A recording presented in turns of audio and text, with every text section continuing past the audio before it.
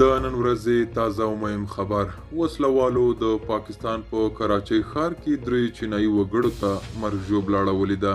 سلام، وخت په خیر. که غواړئ پوه شئ ویډیو تر پایه وګورئ او که تر اوسه پورې مو وطن میډیا یوټیوب چینل نه وي سبسکرایب کړی همدا اوس یې سبسکرایب کړئ تر څو نوي او تازه معلومات تر تاسو در ورسیږي. د پاکستان په کراچۍ ښار کې د یو وسلوال برید په پایله کې 3 چینایي وګړو ته مرګ ژوبله اوښتې ده.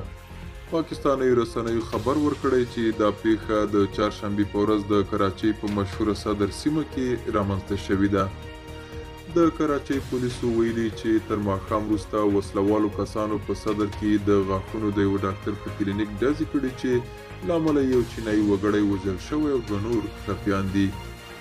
سرچینې زیاته کړې په دې برید کې د کلینیک مالي مسؤل رونالډ ریمنډ وژل شوی، د غاښونو چینایي ډاکټر او میرمنې ټپیان شوي دي. د راپورونو له مخې دغه چینایي وګړي پاکستاني تابعیت هم لري او له تیرو 40 کلونو راهیسې په کراچۍ کې اوسیږي.